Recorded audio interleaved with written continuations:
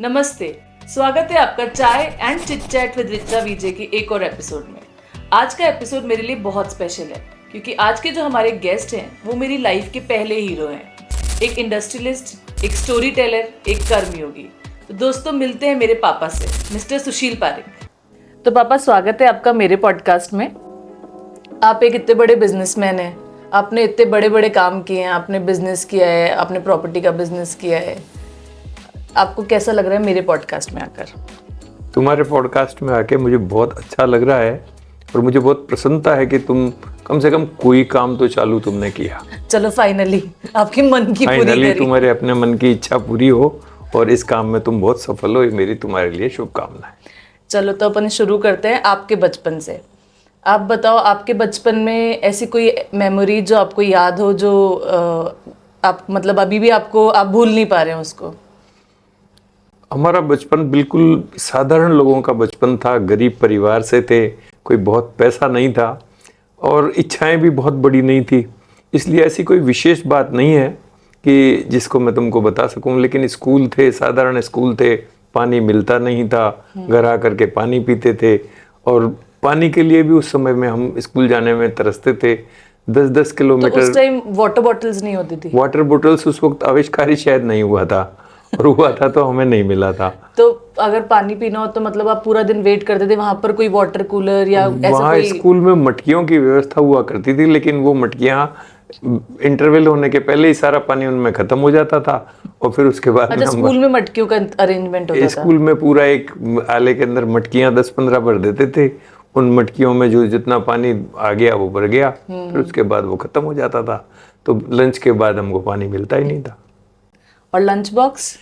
Lunch box तो एक डब्बे के अंदर माताजी पराठे और अचार डाल देती थी। अच्छा, मतलब वो जो ट्रेंड था पराठे अचार का वो वहां से आया वो था? वहां से ट्रेंड पराठे और अचार का, यार वो स्वाद आज तक भी जीभ पे बैठा हुआ है। वैसी बढ़िया चीज हमने कभी खाई नहीं। तो उस टाइम आपको स्कूल के बाहर, जैसे हम लोग जब स्कूल में पढ़ते थे तो हमारे स्कूल के बाहर काफी सारी चीजें होती थी। आइसक्रीम का ठेला भी है, पताशी का ठेला भी है, तो हम सब वो सब खाते थे। आपके स्कूल के बाहर भी ऐसा कुछ होता था? वहाँ स्कूल जंगल में था, ऐसा कुछ नहीं था कि ये चीजें। हम 10 किलोमीटर पैदल चल के जाते थे और उस स्कूल के बरामदों के अंदर मास्टर लोग हमको पढ़ा दिया करते थे। ऐसी कोई दुकान, ऐसी कोई चीज़ वहाँ पे उपलब्ध नहीं थी कि जिसका हम ये उपयोग कर सकें। घर से जो खाना ले गए वही हमको मिलता था। अच्छा, आपकी बचपन की कोई ऐसी शरारत जो आपको ध्यान हो, जो आपने अपने मम्मी पापा के साथ में या दादी दादा के साथ में या भाई बहन के साथ में करी हो? आपकी कोई बदमाशी जो हमें पता ही नहीं है? हमारा बचपन गाँव में बीता। कभी सांचौर, लक्ष्मणगढ़, गंगानगर, सिरोही, जालोर। तो हमारे लिए गर्मियों की छुट्टियों में जब स्कूल की होती थी तो जयपुर आना एक तरीके से उत्सव जैसा होता था। तो जयपुर कौन होता था उस टाइम? जयपुर चाचा जी के पास, दादी जी यहाँ रहते थे। अच्छा। तो दादी जी के पास हम आया करते थे। तो उस वक्त हम पूरी तरह स्वतंत्र होते थे। अच्छा। न बाबूजी का डर होता था, न भाभी की चिंता होती थी और यहाँ हम दादी को खूब परेशान किया करते थे। अच्छा। तो उसमें आकर के हमारे यहाँ किराएदार थे कुछ, तो उनको परेशान करने के नए नए तरीके हम ढूंढते थे। तो एक बार हम बच्चों ने, जिसमें सतीश जी भाई साहब भी मेरे साथ थे, ऊपर शाम की मम्मी रहती थी, उनका किचन खुला था, तो उसमें उनके जितने भी बर्तन पड़े थे, कटोरियाँ, भगोने, थालियाँ, सबको हमने अंदर से एक चिमनी जला करके और सबको अंदर से काला कर दिया। अब उस काला करने का परिणाम ये हुआ कि किसी को ये कल्पना ही नहीं हो सकती थी कि अपने आप या कोई कर भी सकता है। तो ऐसा माहौल बन गया जैसे कोई भूत या कोई चुड़ैल ला करके ये काम कर गई। और पहले के जमाने में ये सारी बातें और मानते उस भी बहुत वक्त थे। ये ज्यादा चलती थी चीजें। तो पूरे घर के अंदर सन्नाटा फैल गया कि ये क्या हो गया, ये कौन आ गया। तो उन्होंने सच में मान लिया कि भूत आ गया? उन्होंने सबने ये मान लिया कि कोई भूत या कोई पलीत या कोई डाकन या कोई चुड़ैल आई है और उसने ये सारा काम किया है। और हम उसको अंदर ही अंदर बड़े मजे लेते रहे। बाद में बड़े होने के बाद हमने कोई 20 साल बाद उनको ये सारी बात बताई, तब जाकर तो वो 20 साल तक इसी उसमें थी कि भूत आया था उस टाइम? वो सब उसी भ्रम में रहे कि भूत आया था। तो मतलब आप तो बहुत ज्यादा ही शरारती थे। शरारती, अब इसको उस वक्त हो सकता है ये ज्यादा लगती हो, लेकिन हमें ज्यादा नहीं लगती है। साधारण शरारत थी हमारे लिए। तो जो हम शरारत करते थे उस पे हम पिटते क्यों थे? जब भूमिका अलग हो जाती है, जब पिता बन जाते हैं तो बच्चों से ये अपेक्षा रखते हैं कि वे शरारत नहीं करें, और करें तो फिर हमारे पिता ने हमको पीटा था तो हम भी तुमसे बदला लिया करते थे। सही है। तो ये तो ही आपकी बचपन की और आपकी शरारतों की बात है। अब आप मुझे ये बताओ कि आप हमारे पीछे पढ़ाई के लिए पड़े रहते थे, आप कैसे थे पढ़ाई में? मैं पढ़ाई में ब्रिलियंट स्टूडेंट्स में आता था ब्रिलियंट। और क्लास में हमेशा टॉप रहता था। हायर सेकेंडरी तक मैंने हमेशा स्कूल को टॉप किया, और सवाई माधोपुर डिस्ट्रिक्ट को मैंने हायर सेकेंडरी में पूरे डिस्ट्रिक्ट को टॉप किया था। पर आपने तो मुझे एक स्टोरी बता रखी है बहुत लंबी सी। साइंस मैथमेटिक्स मेरा सब्जेक्ट था। हाँ। लेकिन जब मैं सवाई माधोपुर से एक बार दिल्ली घूमने गया एशिया 72 में, वहां मैंने दीपक भाई साहब के यहाँ उनके व्यापार की स्थिति देखी। तो अब तक मैं सब नौकरी पेशा लोगों को देखता था, बाबूजी चाचा जी सब नौकरी करते थे। लेकिन वहां उनके ठाट बाट, वहां उनके व्यापार का तरीका, वहां उनका खान पान, ये सब देख करके मेरे दिमाग में ये आया कि मुझे भी बिजनेस करना है, नौकरी नहीं करनी है। और वहीं से एक बिजनेस की लालसा, एक बिजनेस की इच्छा, एक बिजनेस का पैशन मेरे मन में हुआ, और वो एक सपना पलता चला गया। हालांकि उस वक्त मेरे पास कोई ऐसा विचार नहीं था कि मैं क्या करूंगा, पर उस कैसे टाइम आपके करूंगा। पास कितने पैसे थे, या बाबूजी के पास इतने पैसे थे कि आप बिजनेस कर सको? पैसे तो थे ही नहीं बिल्कुल भी। ये यहाँ तक कि बाबूजी फीस जमा करा देते थे, और बाबूजी की अपनी तनख्वाह भी बहुत कम थी। उन्होंने मेरे को जयपुर जाने के लिए किराया दिया था 10 रुपए कि तुम वहां जाओ, और चाचा जी हैं वहां पे, खाने पीने की व्यवस्था है, जब कॉलेज में एडमिशन लोगे तो तुम्हारी फीस जमा करा देंगे, और तुम्हारे को किसी खर्चे की आवश्यकता नहीं है। तो हमें कोई पैसे की जरूरत ही नहीं लगती थी। पैदल महाराजा कॉलेज जाते थे और पैदल वापस आ जाते थे। तो जो आपकी, जैसे अब हम लोगों को तो कपड़ों का, इनका सबका शौक होता है, आप लोगों को कैसा था वो सब? इस बारे में मुझे एक घटना अभी भी याद आती है कि सफेद ड्रेस हुआ करती थी, और उस दिन मेरे को 15 अगस्त पे सफेद ड्रेस पहननी थी, और मेरे पास कोई सफेद शर्ट नहीं थी। अच्छा। और मेरी माँ ने रात को बैठ करके और कोई कपड़ा काट करके और मुझे सफेद शर्ट सिल के सिल पहनाई थी। और वो घटना मुझे अभी तक भी ध्यान है कि वो कितने, मतलब वो कैसी लगी होगी, उसकी फिटिंग कैसी होगी मुझे याद नहीं है। लेकिन उस शर्ट को मैं आज भी महसूस कर सकता हूँ कि वो शर्ट मेरे लिए कितनी कीमती थी, और वो घटना मुझे आज भी याद आती है। माँ के हाथ की तो खाना भी अच्छा लगता है, तो शर्ट तो फिर और भी कीमती बिल्कुल होगी। बिल्कुल निश्चित रूप से। तो फिर आपके पास कैपिटल के लिए पैसे कहाँ से आए? बिजनेस चालू करने के लिए पैसे कहाँ से आए?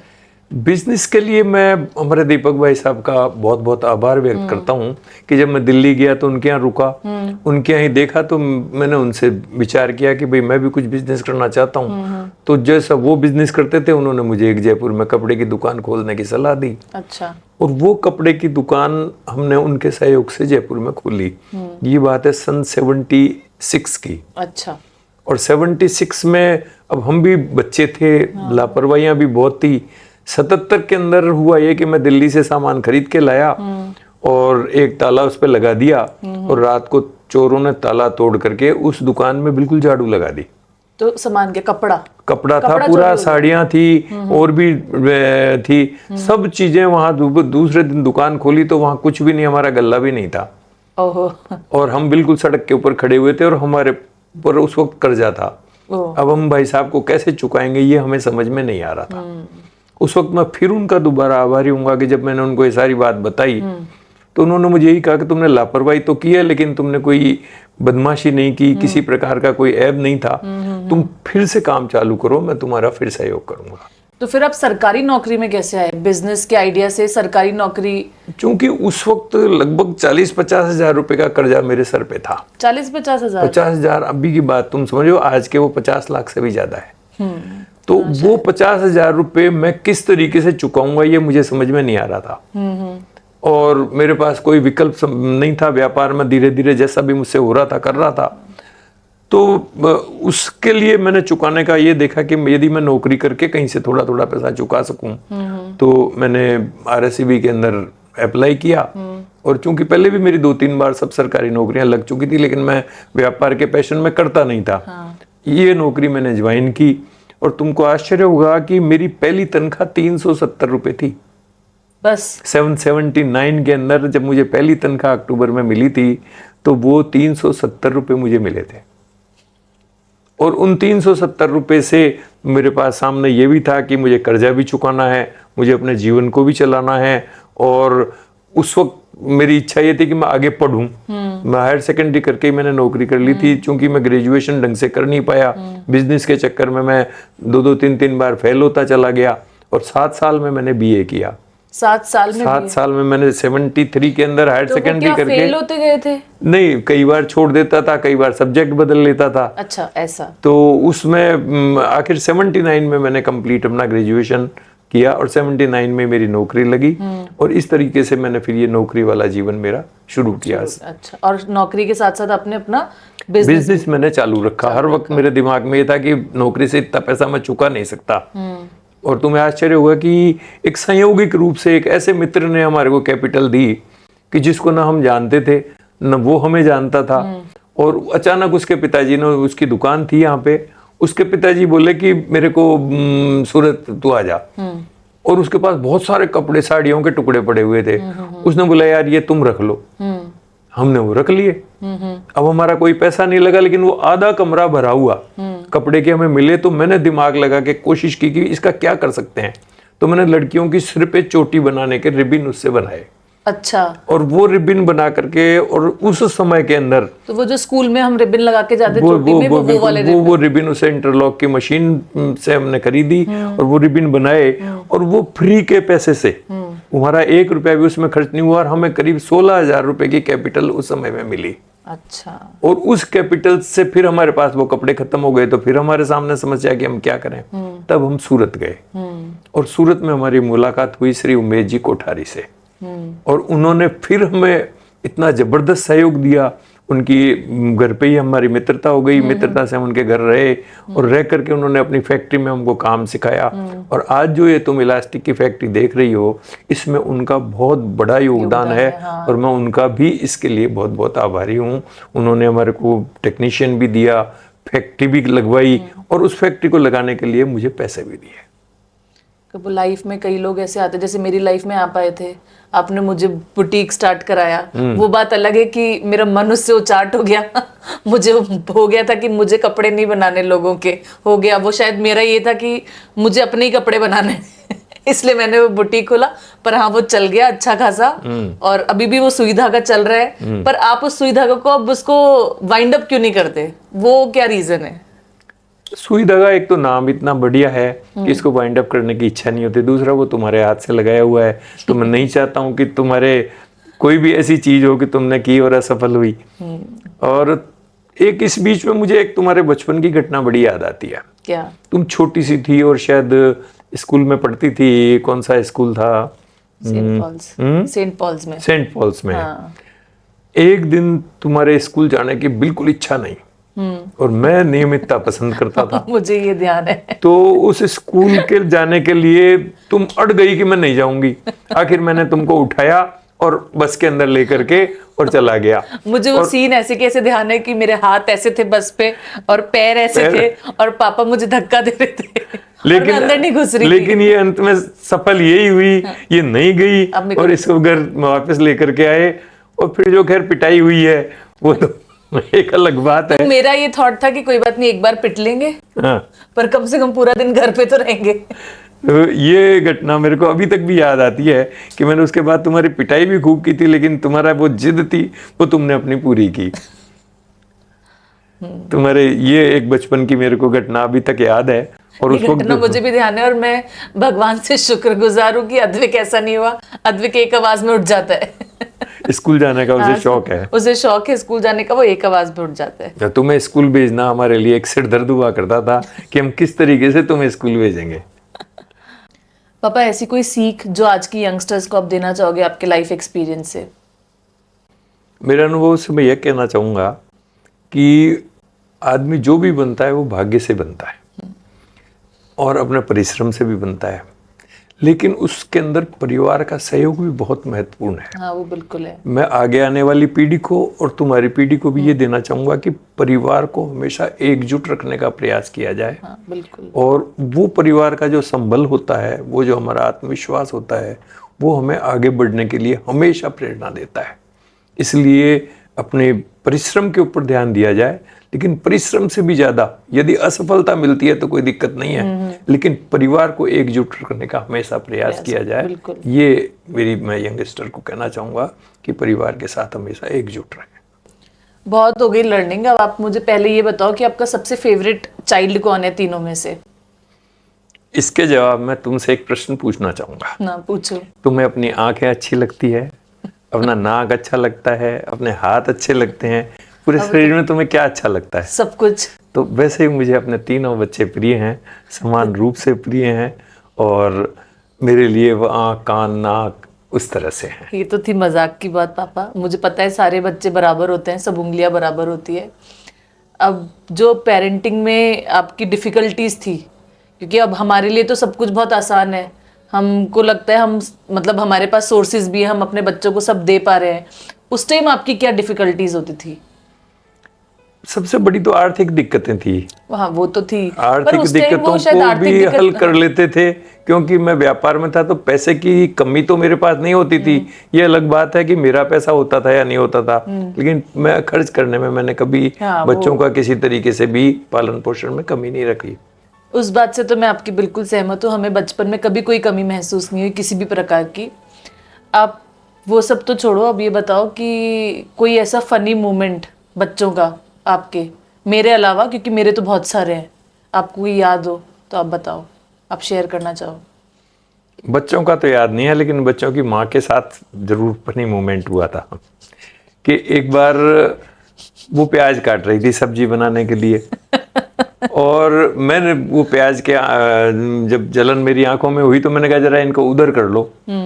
और तुम्हारी माँ का स्वभाव तुम जानती हो अच्छी तरीके बहुत से। अच्छा है पापा। तो उस टोकरी में 5 किलो प्याज रखे थे और उसने 5 किलो प्याज पूरे फर्श पे बिखेरे और वो सिल्ला लोडी से कूटने वाली लोडी ली और पूरे के पूरे 5 किलो प्याज उसने वहां पूरे फर्श पे बिखेर के और कूट दिए और पूरे घर में प्याज की बदबू के साथ साथ सारे लोगों की आंखों से आंसू आ रहे थे। वो सीन मुझे बहुत अच्छे से ध्यान है। वो जीवन में मेरे उसके बाद में मैं उसे किसी भी तरीके की कोई भी बात कहता हूँ तो पहले विचार करता हूँ कि मुझे ये बोलना चाहिए या नहीं बोलना चाहिए। तो ये मोमेंट मेरे जीवन का अविस्मरणीय मोमेंट है जिसे मैं हमेशा याद रखता हूँ। हाँ ये सीन तो मुझे बहुत अच्छे से ध्यान है कि मम्मी ने कैसे प्याज फोड़े थे, और शायद मम्मी की एक आदत ये भी है कि अगर 6 कप का सेट है तो वो 6 ही होना चाहिए पूरा, एक भी टूट जाता था तो वो 5 कप किसी को दे देती थी, वो रखती नहीं थी कभी, दे देती थी नहीं, फोड़ती भी थी, कई बार फोड़ देती थी। बेडशीट लानी है तो 6 लानी है, हाँ, हर कपड़े चीज का 6 का सेट तो वो है। इस तरीके से उसके शौक था कि हर चीज बिल्कुल सेट में होनी चाहिए, व्यवस्थित कर रखने की उसकी आदत है और जीवन में उसका मेरे लिए बहुत महत्व है। और उसके आने के बाद ही मेरे जीवन में आर्थिक उन्नति का एक नया दौर शुरू हुआ और उसके लिए मैं सही मायने में उसके भाग्य को कहूँ, उसके परिश्रम को कहूँ, उसके सहयोग को कहूँ, उसका बहुत बड़ा योगदान बहुत बड़ा योगदान है। सही बात है पापा, आपका गीता का ज्ञान बहुत मशहूर है और आपने गीता का काव्य अनुवाद भी करा है, तो अगर कोई छोटी सी बात आप हमें बता सको, हमारे व्यूअर्स को और मुझे। गीता के विषय में छोटी सी बात बताना बहुत मुश्किल काम है, लेकिन गीता मेरे जीवन का आधार है और मैं उसे पढ़ता हूँ और मेरा जो काव्य अनुवाद है कि एक चमत्कार की तरह है कि सवेरे एक दिन मुझे 3:30 बजे आँख खुलती है, एक एक श्लोक मेरे दिमाग में आता है और मैं उसका रूपांतरण करता रहता हूँ और 1 घंटे में मैंने जो लिख दिया उसके बाद मैं उसमें एक लाइन भी आज तक नहीं जोड़ पाया। ये उस वक्त का क्या घटनाक्रम था, सुबह करीब 3:30-4 बजे मेरी आंख खुली थी और 1 घंटे में मैंने वो काव्य अनुवाद किया। बाकी गीता का सबसे बढ़िया जो श्लोक मुझे लगता है वो कर्मण्येवाधिकारस्ते मा फलेषु कदाचन माँ कर्म फल हेतुर्भूर्मा माते संगोत्स्व कर्मणि। साथ ही गीता में एक भगवान ने घोषणा की है कि तुम सब मेरे ही हो, ममेवांशो जीव लोके जीवभूत सनातना मया षष्ठानि इंद्रियाणि प्रकृति स्थानी कर्षति, और तुम मेरे से अलग नहीं हो। ये मात्र एक गीता ही कह सकती है और सारी चीजें ये बात नहीं बोलती है कि परमात्मा हम और परमात्मा एक है। और ये मुझे गीता की सबसे बेहतर चीज है। आपकी ये बात सुन के मुझे बाबूजी की कही हुई एक बात याद आई। मैं एक बार बाबूजी के पास गई थी तो बाबूजी ने मुझे बोला था, उस टाइम शायद पता नहीं कोई दिमाग में कोई ऐसी चीजें चल रही होगी तो उन्होंने मुझसे पूछा कि तू परेशान है, तो मैंने कहा नहीं मैं ऐसे परेशान नहीं हूँ। तो बोलते तो कभी भी कुछ परेशानी लगे ना तो सुबह उठ के सबसे पहले गीता खोल लेना, तो जो पहला श्लोक आएगा वो तुम्हारी परेशानी का निवारण हो जाएगा। और वो शायद मैं ऐसे प्रैक्टिस तो नहीं करती, पर हाँ मैंने 2-3 बार करा। और श्लोक संस्कृत के तो मुझे नहीं आते, पर जब उसका हिंदी अनुवाद पढ़ा तो मुझे सच में लगा कि हाँ शायद मेरी प्रॉब्लम का सलूशन है ये। तो निश्चित गीता, रूप से गीता का हर श्लोक जीवन की समस्याओं का सॉल्यूशन ही है। वो और इसलिए गीता यदि कोई अध्ययन करता है तो उसके जीवन में कोई समस्या बचती ही नहीं है, क्योंकि जितनी भी समस्याएं हैं वो अपने आप में उसे समस्याएं नहीं लगेगी, फिर वो जीवन का एक रूप बन जाती है। बिल्कुल। चलो शुरू करते हैं अब हमारा रैपिड फायर राउंड। बचपन में आप मुझसे सवाल करते थे, अब मैं आपसे सवाल करूंगी। फेवरेट मिठाई? भाभी के हाथ का बना हुआ मूंगदाल। बचपन का आपका पेट नेम? पप्पू।